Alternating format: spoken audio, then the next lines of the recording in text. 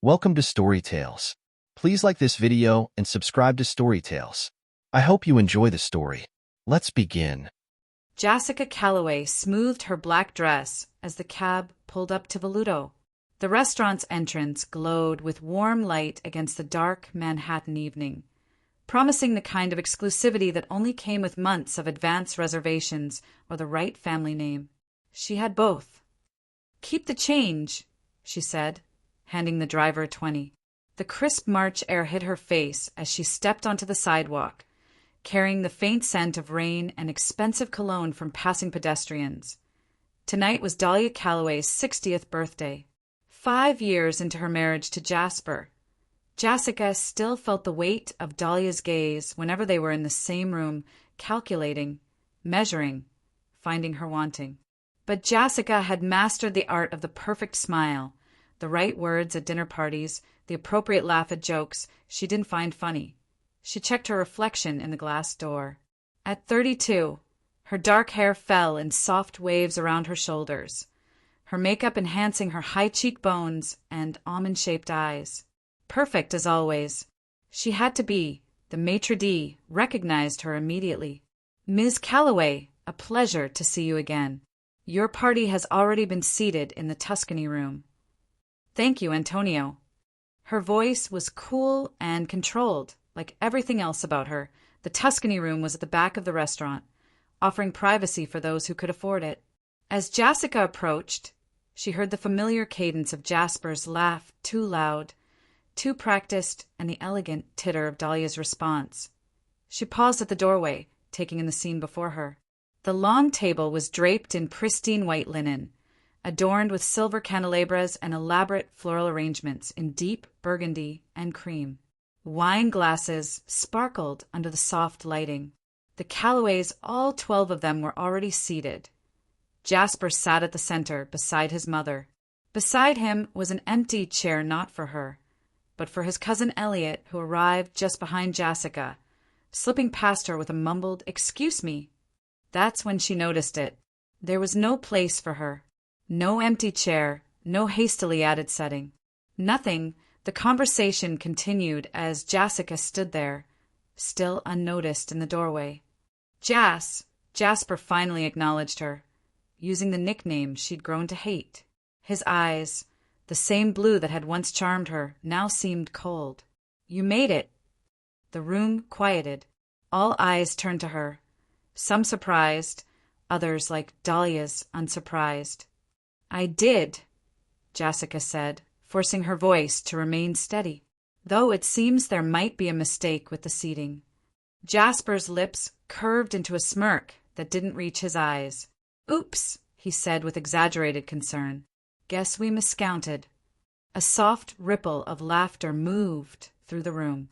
Dahlia raised her wine glass to her lips, her gaze sliding past Jessica as if she were made of glass. The message wasn't subtle. She wasn't welcome. Never had been. Never would be. For a moment, the room seemed to tilt. 5 years of dinners where conversations stopped when she entered. 5 years of subtle exclusions from family vacations. 5 years of proving herself worthy of the Calloway name. And this was their answer. Jessica felt something shift inside her. The careful composure she'd maintained cracked. Just slightly, but enough for something harder to emerge beneath it. She tilted her head, her red lips curving into a polite, icy smile, the kind that didn't reach her eyes, the kind that promised rather than welcomed.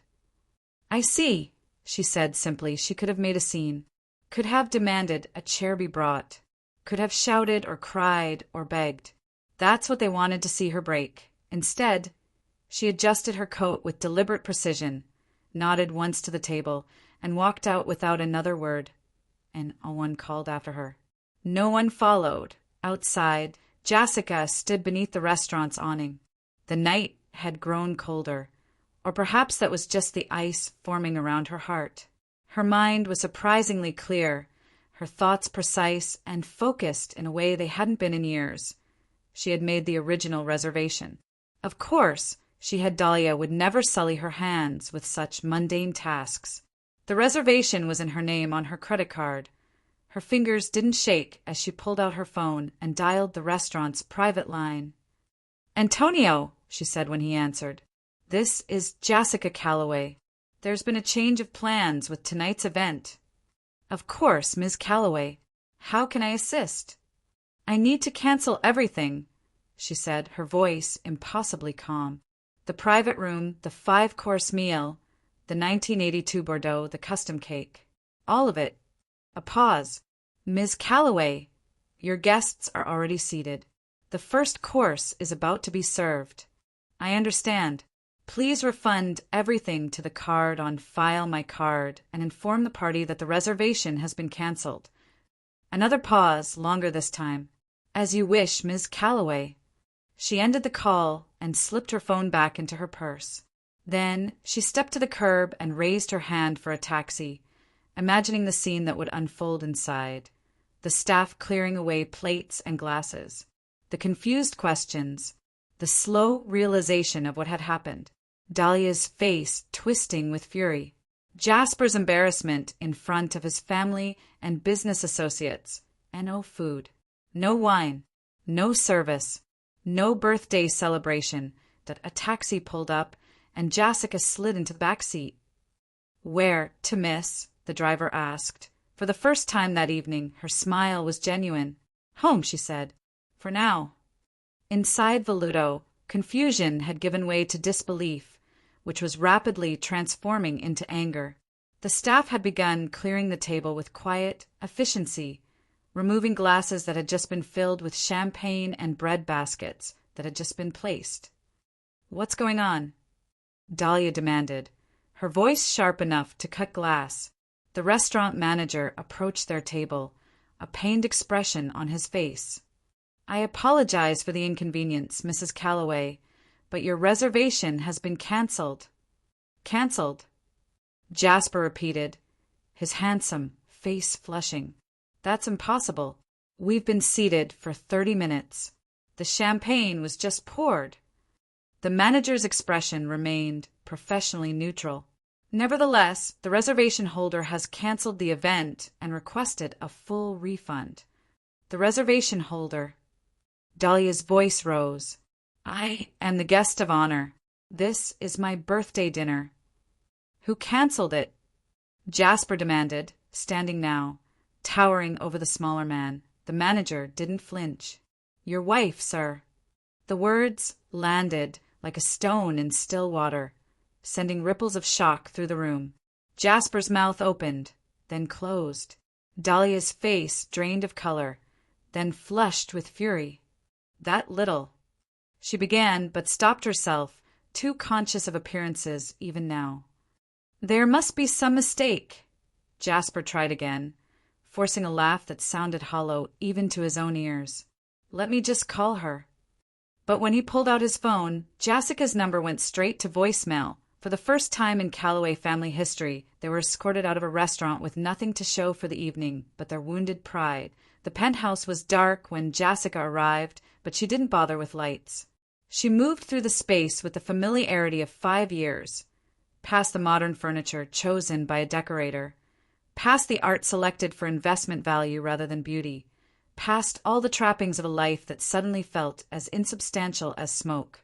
In the kitchen, she opened a cabinet and took out a crystal tumbler. From another cabinet came the Macallan, 25, a gift from Jasper's father that Jasper had been saving for a special occasion. She poured 2 fingers of amber liquid, replaced the cap, and carried her drink to the living room. The Manhattan skyline glittered beyond the windows, a constellation of lights that had once impressed her. Now they just seemed distant, cold, like the family she had married into. Jessica kicked off her shoes and curled onto the sofa, sipping the whiskey slowly, letting it burn down her throat. Her mind worked with unusual clarity, piecing together 5 years of slights, of exclusions of moments when she'd been made to feel less than. The thing was she'd known from the beginning. Jasper had been captivated by her, the beautiful daughter of new money, exotic enough to be interesting, but polished enough to pass in his world. She'd been a novelty, a challenge. She'd thought she could win them over with grace, with intelligence, with loyalty. Tonight had proven her wrong, that so be it. Jessica was still sitting there, on her third glass of whiskey, when the front door slammed open at 2 a.m. Jasper's footsteps were heavy, uneven. He'd been drinking. He found her in the dark, the only illumination coming from the city lights outside and the faint blue glow of her phone on the coffee table. "What the hell did you do, Jas?" His voice was tight with barely controlled rage. Jessica took another sip of whiskey unbothered. "I thought I wasn't family," she replied, her voice deceptively soft. "Just making sure I didn't impose." Jasper hit the light switch, flooding the room with harsh brightness. His tie was loosened, his normally perfect hair disheveled. His handsome face was twisted with fury. "You embarrassed my mother in front of everyone," he spat. "Do you have any idea what you've done?" Jessica studied him over the rim of her glass. "Your mother humiliated me first." Jasper scoffed, running a hand through his hair. "You're overreacting. It was a joke." "A joke?" She set down her glass with deliberate care. "Tell me the truth, Jasper. You planned this, didn't you?" His silence stretched between them, more damning than any confession. "Did your mother suggest it, or was it your idea?" she pressed, her voice steady despite the rage building inside her. "To show me my place? To remind me that no matter what I do, I'll never truly be a Calloway?" Jasper moved to the bar and poured himself a drink. "You need to apologize," he said, ignoring her questions. "To my mother, to everyone who was there." "No," Jessica said simply. He turned to face her, surprise flickering across his features. "Excuse me." "No," she repeated, rising from the sofa. "I will not apologize. Not to your mother. Not to you. Not to anyone." Jasper's laugh was bitter. "Then what? What do you think happens now, Jas? You've made an enemy of my entire family." Jessica moved closer to him, close enough to smell the expensive cologne that couldn't quite mask the scent of bourbon and cigar smoke. "They were never my friends to begin with," she said quietly. "And neither, I think, were you." His face hardened. "You don't want to do this." "Do what, Jasper? Stand up for myself? Set boundaries?" She smiled, and it wasn't a nice smile. "Or are you afraid of what I might do next?" "Is that a threat?" The question hung in the air between them. Jessica shrugged one shoulder, a graceful movement that belied the steel in her voice. "It's a promise. You and your family have made your position clear. Now I'll make mine clear. I'm done playing by your rules." She turned away from him, heading toward the bedroom. "Sleep on the couch, or don't come home at all. I don't particularly care." Behind her, Jasper's voice was cold. "You'll regret this, Jas. When you've calmed down, you'll see what a mistake you're making." Jessica paused at the bedroom door, but didn't turn around. "The only mistake I made was thinking I could ever be enough for you." Then she stepped inside and closed the door firmly behind her. Morning sunlight streamed through the floor-length windows of the penthouse, casting long rectangles of light across the polished hardwood floors. Jessica sat at the kitchen island, a cup of coffee cooling beside her laptop. She hadn't slept much, but she felt strangely energized, as if a fog had lifted from her mind. Jasper hadn't come to bed. She'd heard him leave early, the front door closing with exaggerated quietness, as if he thought she might still be asleep. As if he cared that on her screen was an email confirmation for a 9 o'clock appointment with Marian Lancaster, the city's most formidable divorce attorney. Jessica had been up since 5, making calls, sending emails, setting things in motion. She took a sip of her coffee, grimaced the coldness, and poured it down the sink. Then she gathered her things, slipped on a pair of Louboutins that Jasper had given her for their anniversary, and headed out to Lancaster's office, occupied half of the 42nd floor in a sleek downtown building. The reception area was understated but expensive, all clean lines and muted colors. The message was clear. This was a place of business, not emotion. Marian Lancaster herself was a surprise small and slim, with short silver hair and piercing green eyes. She looked more like a bird of prey than a lawyer, and her handshake was firm as she ushered Jessica into her office. "Mrs. Calloway," she said, gesturing to a chair, "what can I do for you today?" Jessica sat, smoothing her skirt. "I want a file for divorce." If Lancaster was surprised by the directness, she didn't show it. She simply nodded and opened a leather portfolio. "I see. And may I ask why?" "Irreconcilable differences," Jessica replied. "And I want to move quickly. My husband—" She paused, considering her words. "My husband won't take this well. I need to be prepared." "I understand." Lancaster's pen moved across a legal pad. "Tell me about your financial situation. Do you have a prenuptial agreement?" "We do," Jessica confirmed. "But there are complications." For the next hour, Jessica laid out the details of her marriage, her finances, and the Calloway empire. She explained about the penthouse renovations paid for with her inheritance, about the business Dahlia was planning to launch using a variation of the Calloway name, about her suspicions regarding Jasper's finances. Lancaster listened without judgment, asking occasional questions, taking thorough notes. When Jessica finished, the lawyer looked at her with new respect. "You've clearly given this considerable thought," she observed. "Most clients come in emotional, unprepared." Jessica's smile was thin. "I've had 5 years to prepare. I just didn't know it until last night." Lancaster nodded.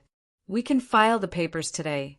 As for the other matters, the trademark, the financial investigation, I can recommend specialists." "Thank you," Jessica said, rising. "How soon can we serve him?" "Given the complexity, I'd suggest we have everything in order first. 2 days, perhaps 3. Lancaster stood as well. "Mrs. Calloway." "Ms. Rivero, soon," Jessica corrected, reclaiming her maiden name in her mind, if not yet legally. Lancaster smiled slightly. "Ms. Rivero, a word of advice. The Calloways have considerable influence in this city. This won't be easy." "I'm not looking for easy," Jessica replied, meeting the older woman's gaze steadily. "I'm looking for justice." 3 days later, Jessica sat in a cafe across from the Calloway Investment Group's headquarters, watching through the window as Jasper emerged from the revolving doors, his face a mask of fury. Behind him, a courier in a blue uniform pocketed what was undoubtedly a generous tip. Jessica's phone rang. Jasper's name flashed on the screen. She let it ring twice more before answering. "Hello, Jasper." "What the hell is this?"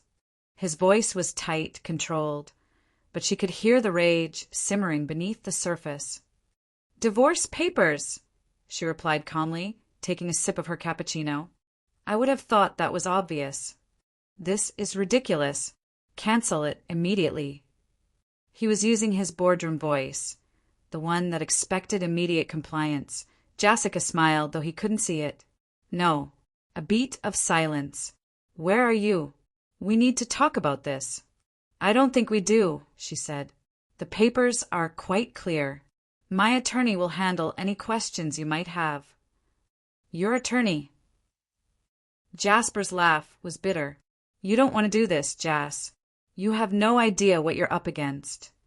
Jessica watched a woman pass by on the sidewalk outside, walking a tiny dog in a designer sweater. Such a normal day for everyone else. "Actually," she said quietly, "I think you're the one who doesn't know what he's up against. Goodbye, Jasper." She ended the call and blocked his number in one smooth motion. Her next call was to Jerome Phillips, the forensic accountant Lancaster had recommended. "Mr. Phillips?" "Jessica Rivero. I believe Marianne Lancaster spoke with you about my situation." "She did," the man confirmed, his voice professionally neutral. "I've begun a preliminary review of the available information." "And—" Jessica prompted. "And I think you were right to be suspicious, Ms. Rivero.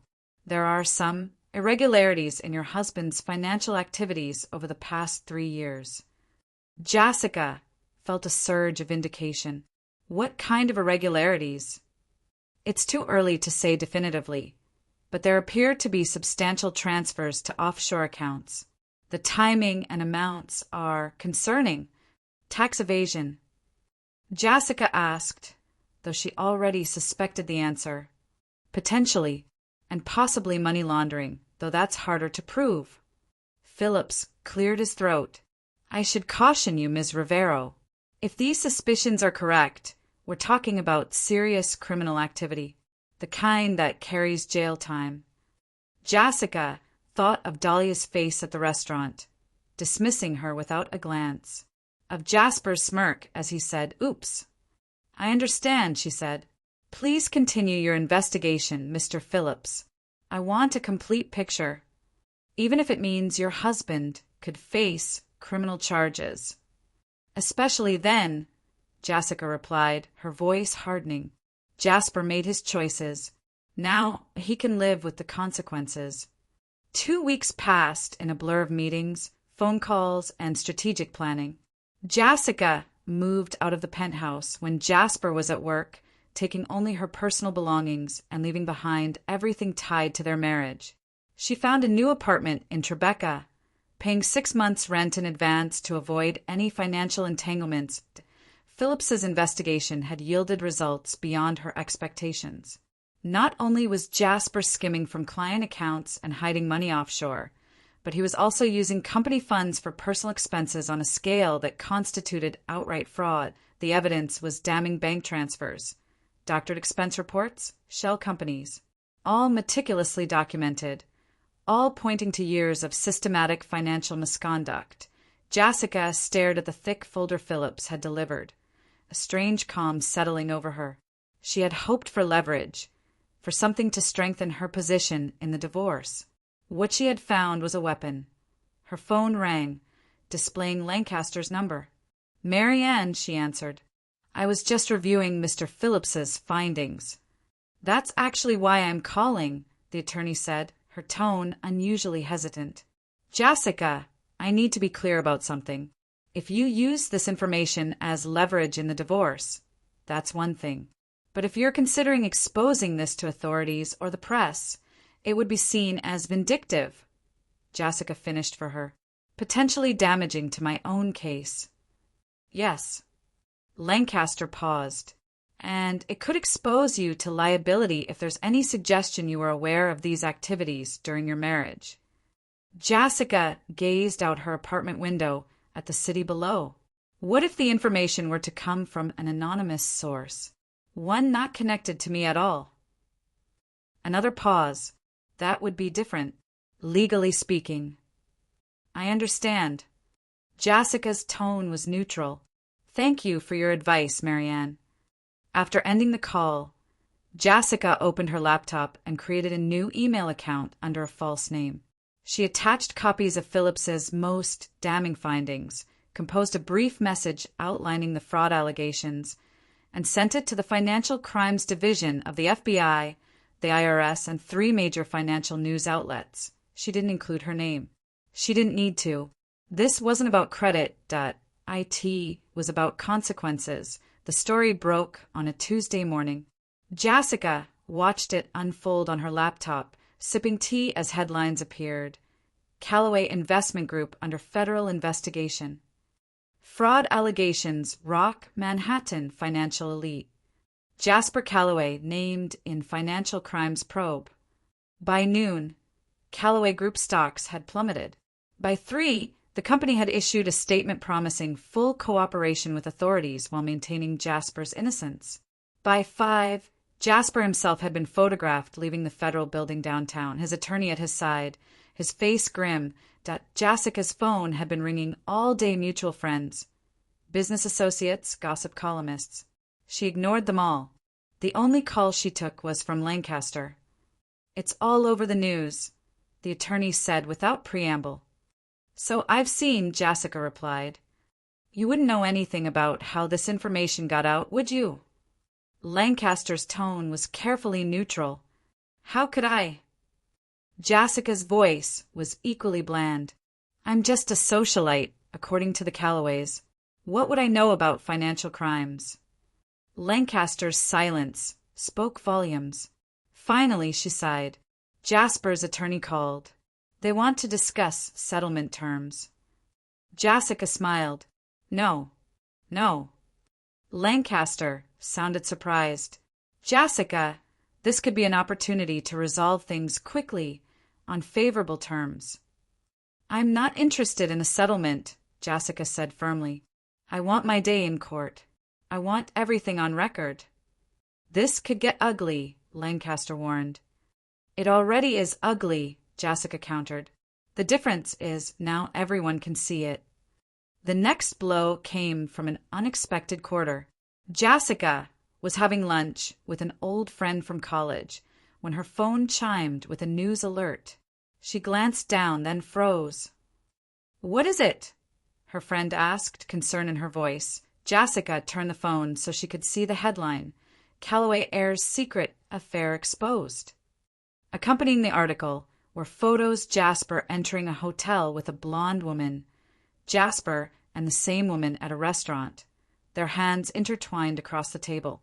The woman was identified as Blair Kensington, a prominent socialite and longtime family friend of the Callaways. Oh my God, her friend breathed. Jas, I'm so sorry. But Jessica wasn't sorry. She wasn't even surprised. She had suspected, of course, the late nights, the weekend, business trips, the subtle change in his cologne.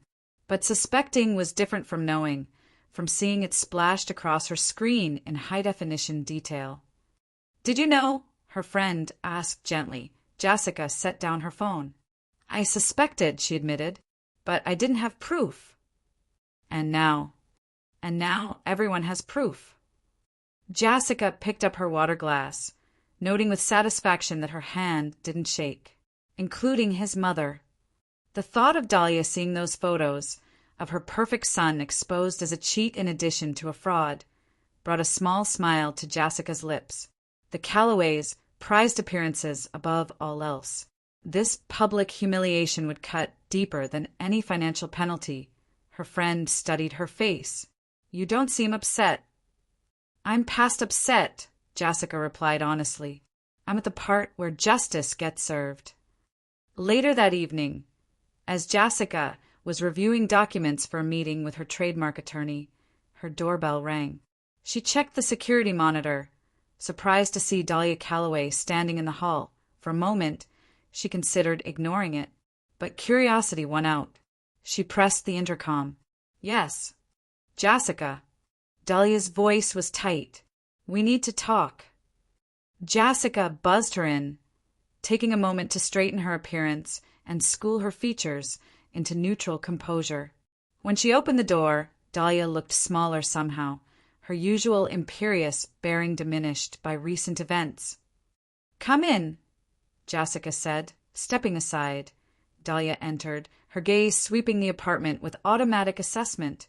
Nice place, she said, in a tone that suggested the opposite. Thank you. Jessica gestured to the living room. Would you like to sit? A drink, perhaps. This isn't a social call, Dahlia snapped, remaining standing. What do you want? Jessica raised an eyebrow. Excuse me. To end this vendetta. Dahlia waved a hand impatiently.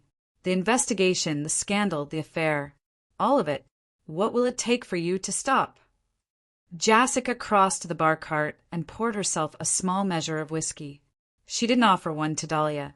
You think I'm behind all this? Don't play games with me, girl. Dahlia's voice was cold. I know exactly what you're doing. The timing is too perfect. Perhaps Jasper's sins have simply caught up with him, Jessica suggested, taking a sip of her drink. Karma, some might call it. Dahlia's laugh was bitter. Karma doesn't move this fast. No, this is revenge. The question is, how far are you willing to go?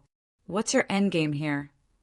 Jessica considered the woman before her elegant, even in distress. Her silver hair perfectly styled, her makeup flawless despite the circles under her eyes. For years, Jessica had sought this woman's approval, had tried to navigate the labyrinth of her expectations, had swallowed her pride in the face of countless small cruelties. "My endgame," she said slowly, "is simple. I want what I'm owed. My freedom, my reputation, my dignity." "And Jasper's destruction? The Calloway name in ruins? Is that part of what you're owed?" Dahlia's voice dripped with sarcasm. Jessica set down her glass. "You humiliated me at your birthday dinner. A calculated, public rejection. Why?" Dahlia's expression hardened. "You were never good enough for him. Never good enough for our family. And yet here you are in my apartment, practically begging me to stop the avalanche you set in motion." Jessica moved closer. "Does it burn, Dahlia? Knowing that I, the girl who wasn't good enough, now holds your family's fate in my hands." "You won't win," Dahlia warned. "The Calloways always come out on top." "Not this time." Jessica's smile was cold. "This time you'll lose everything, and you'll know exactly who took it from you." Dahlia's face paled. "We're still family, Jessica. Despite everything. Blood." "I'm not family," Jessica interrupted, echoing the message that had been made so clear at the restaurant. "Remember?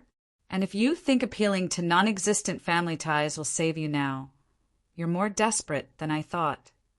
Dahlia's composure cracked, just slightly. "What do you want? Money? A public apology? Name it." "I want nothing from you," Jessica replied simply, "except the satisfaction of watching you fall. Now please leave. I have work to do." For a moment, Dahlia looked as if she might argue further. Then she straightened, her pride reasserting itself. "You'll regret this," she said, echoing her son's words from weeks earlier. Jessica opened the door. "Goodbye, Dahlia." After Dahlia left, Jessica returned to her desk and opened a new email. Attached were documents from her trademark attorney applications for the name Calloway Collections, which Dahlia had planned to use for her upcoming luxury home goods line. Applications that Jessica had filed first, claiming the name for herself. Another small victory. Another piece of the Calloway empire claimed in her name. Rain lashed against the windows of Jessica's apartment, matching her mood as she reviewed the latest filings in her divorce case. 3 months had passed since that fateful dinner at Voluto. 3 months of legal battles, public scandals, and private victories. Jasper's financial crimes had been fully exposed. His accounts were frozen, his assets under scrutiny, his reputation in tatters. The Calloway Investment Group, once a powerhouse in Manhattan financial circles, was now struggling to retain clients. Dahlia's planned business venture had been shelved indefinitely, partly due to the trademark issue, partly due to the taint now associated with the Calloway name. IT should have felt like victory. Instead, Jessica felt a curious emptiness, as if she'd been running on pure adrenaline and vengeance for so long that she'd forgotten what normal emotions felt like. Her intercom buzzed, startling her from her thoughts. The doorman's voice came through. "Ms. Rivero, there's a Mr. Calloway here to see you. Shall I send him up?" Jessica hesitated. She hadn't seen Jasper in person since before she filed for divorce. Their communication had been strictly through attorneys. She glanced at the clock, nearly 10 p.m. Whatever brought him here this late couldn't be good. Send him up, she decided. Better to face him here on her terms than to give him the satisfaction of being turned away. She opened the door when he knocked, surprised by the man who stood before her. Jasper looked diminished. The tailored suit that had once enhanced his athletic build now hung loosely on his frame. His face was gaunt, with dark circles under his eyes. His hair, usually perfectly styled, was damp from the rain and curling slightly at the edges. "Jasper," she greeted him, her voice neutral. "Jas," he replied, then caught himself. "Jessica, may I come in?" She stepped aside, allowing him to enter, but keeping a careful distance between them. "What do you want?" Jasper moved to the center of the living room, taking in the space with a tired gaze. "Nice place. Very you." "Unlike the penthouse," she observed, "which was very much not me." He nodded, surprising her with his agreement. That's true. The entire marriage was. He trailed off, shaking his head. But that's not why I'm here. Why are you here, Jasper? She asked, crossing her arms. It's late, and we have nothing to say to each other that can't be said through our attorneys. I want to end this, he said simply. All of it. The legal battles, the investigations, the public humiliation. Jessica raised an eyebrow. You want to settle the divorce. I want to surrender, he corrected, his voice raw. You won, Jas. Are you happy now? The question hung in the air between them, loaded with 3 months of warfare, 5 years of marriage, and the broken remains of what had once been, if not love, then at least mutual respect. Jessica moved closer, her gaze never leaving his face. She searched for the manipulative charm that had once captivated her, the calculating ambition that had driven their relationship. All she saw was exhaustion. Winning wasn't the goal, Jasper, she said, her voice soft but firm. It was making sure you lost. He flinched as if she'd struck him. Mission accomplished, then. I've lost everything. My business, my reputation, my future. Even my mother barely speaks to me anymore. And whose fault is that? Jessica asked, feeling her anger rise again. You broke the law. You cheated on me. You and your family treated me like garbage for years, and then you had the audacity to publicly humiliate me. I know, he admitted, running a hand through his damp hair. I know all of that. I was a terrible husband, a terrible person. And now you want forgiveness, she scoffed. It's a little late for that. No. His voice was quiet. I don't expect forgiveness. I don't deserve it. I just want peace. Name your terms for the divorce. Whatever you want, it's yours. Jessica studied him, wondering if this was another manipulation. But the defeat in his eyes seemed genuine. The proud, arrogant man she had married was gone, replaced by this hollow shell. My terms are simple, she said after a moment. I keep what's mine. You keep what's left of yours. No alimony, no further claims. A clean break. Jasper nodded slowly. That's fair. More than fair, given what I've done. I'll have my attorney draw up the agreement, she said, moving toward the door. Now, I think you should leave. He took a step toward her, then stopped when she tensed. For what it's worth, I am sorry. For all of it. Your apology means nothing to me, Jessica replied, her voice even. It changes nothing. Jasper nodded again, accepting her rejection. He moved to the door, pausing with his hand on the knob. What will you do now, after all this is over? Jessica hadn't thought that far ahead. Her focus had been so completely on destruction, on justice, that she hadn't considered the after. Live my life, she said simply, on my terms, without the Calloway shadow hanging over me. I hope you find happiness, he said, and for once he sounded sincere. Jessica stepped closer, close enough to see the fine lines around his eyes, the stubble on his jaw that he'd once been so fastidious about keeping smooth. I will, she whispered, leaning in as if to kiss his cheek. Instead, she murmured in his ear, it was making sure you lost. Then she stepped back and opened the door. Goodbye, Jasper. After he left, Jessica stood in the center of her apartment, feeling a strange mixture of emotions. Not satisfaction, exactly. Not happiness, but something like peace. The beginning of closure. Her phone chimed with an email notification. She glanced at it absently, then froze when she saw the sender. Antonio from Voluto. The message was brief.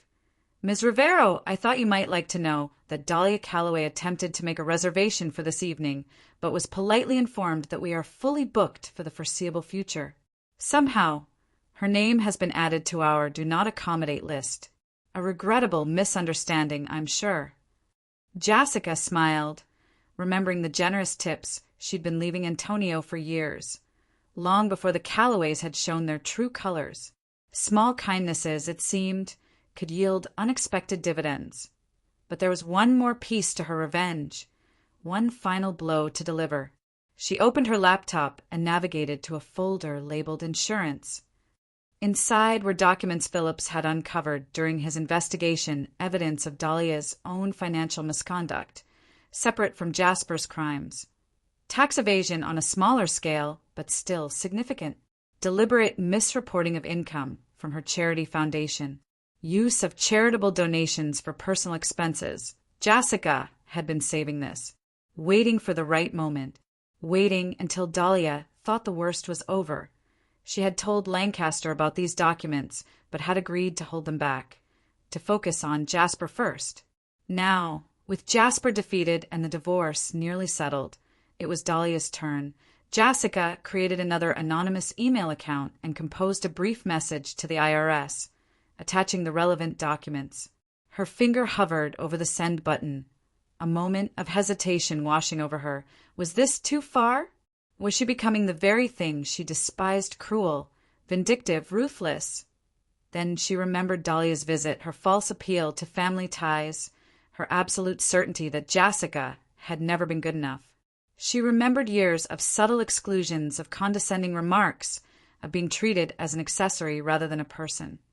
She pressed send. 6 months later. Jessica stood on the rooftop terrace of her new brownstone in the West Village, champagne in hand, watching the sunset paint the Manhattan skyline in shades of gold and pink. The summer air was warm, carrying the scents of her newly planted herb garden and the distant sounds of the city, as so much had changed. The divorce was finalized, leaving her with her independence and a sizable settlement not from Jasper, whose assets were still largely frozen, but from the sale of the penthouse, which had technically been half hers all along. Dahlia's financial improprieties had been exposed, resulting in hefty fines and a very public resignation from the boards of several prestigious charities. The last Jessica had heard, she had retreated to the Callaway estate in Connecticut, her social standing in Manhattan irreparably damaged. Jasper had avoided jail time by cooperating with authorities, but his career in finance was over. The Callaway Investment Group had been sold off in pieces, its once proud name now associated with scandal and fraud. And Jessica? She had reclaimed her maiden name, launched a small but successful interior design firm, and slowly, carefully built a new life for herself, one based on her own terms, her own values, her own choices. She raised her glass to the glittering city below, a toast to herself, to survival, to reinvention, to never needing a seat at their table, she murmured. The champagne tasted like victory.